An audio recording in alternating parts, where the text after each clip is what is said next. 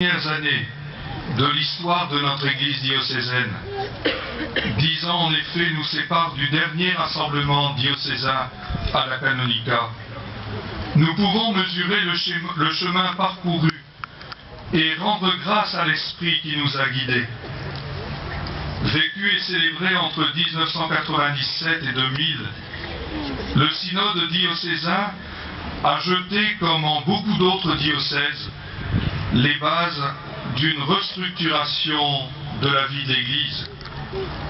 L'interparoissialité, la formation et l'implication des laïcs dans la vie des paroisses, la revitalisation de la vie liturgique, la refondation des régions pastorales, d'autres décisions aussi.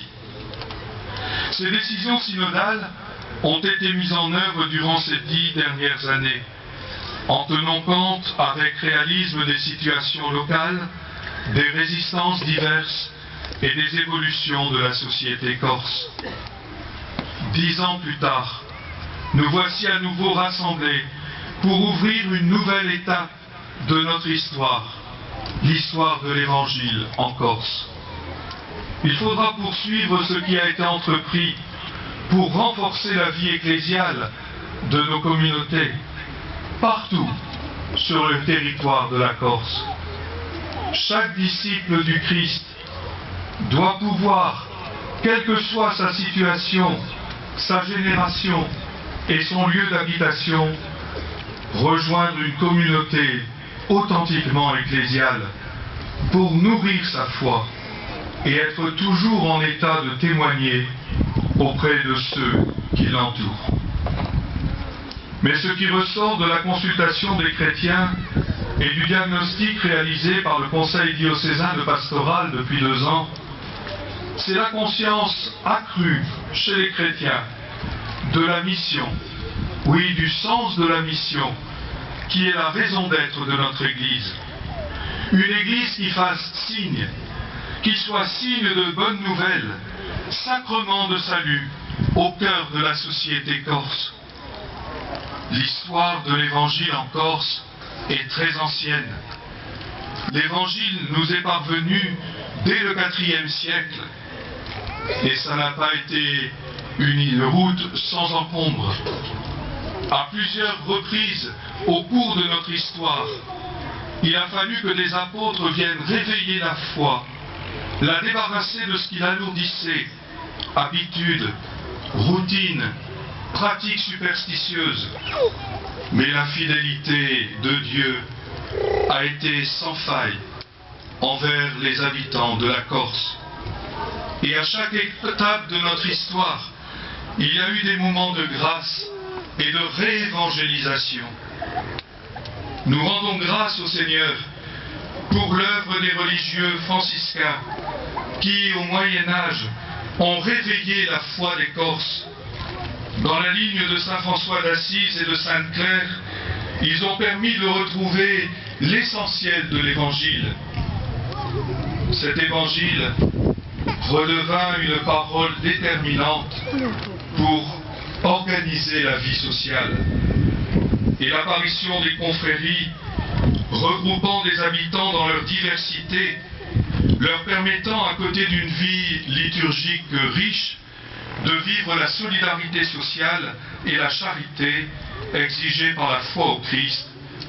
Les confréries sont un signe tangible de cette nouvelle évangélisation par nos frères franciscains au Moyen-Âge. Cette période féconde de la vie de notre Église en Corse a connu dans les siècles suivants quelques éclipses. La tiédeur, parfois même la médiocrité, ont eu raison de la vitalité de la foi. Mais le Seigneur n'a pas abandonné son peuple en Corse. Il a continué d'envoyer des apôtres pour réveiller les chrétiens de Corse, pour les appeler à un retour à l'ardeur évangélique.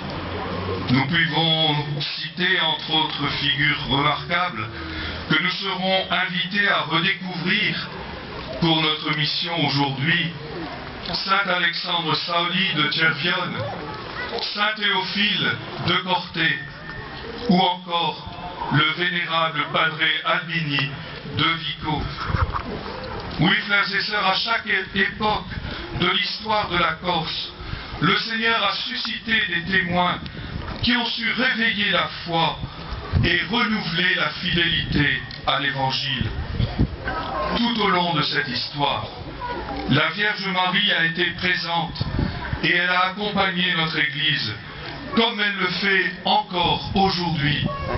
Elle est notre mère, elle est la reine de la Corse. Nous voulons aujourd'hui la remercier pour sa protection et lui renouveler notre confiance en reconnaissant en elle l'étoile de la nouvelle évangélisation selon l'heureuse expression du pape Benoît XVI. Frères et sœurs, nous qui sommes rassemblés pour Ecclesia in Corsica devons reprendre une vive conscience de notre responsabilité. Nous sommes héritiers de l'histoire de l'Évangile en Corse. Nous sommes les évangélisateurs de la Corse du XXIe siècle. Cela ne peut passer que par notre volonté de progresser sur la voie de la sainteté. Benoît XVI rappelle avec force, en cette année du sacerdoce, la nécessité pour les prêtres de grandir dans la sainteté.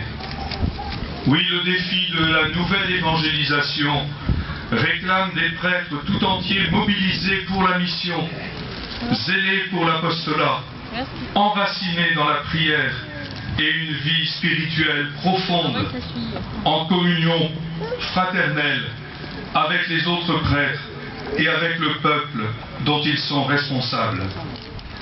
Frères et sœurs chrétiens, en cette année du sacerdoce, priez Marie pour la sainteté de vos prêtres.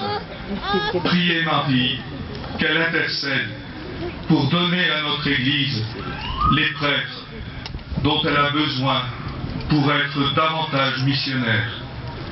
Soutenez les prêtres par votre collaboration dans l'exercice de leur ministère pastoral.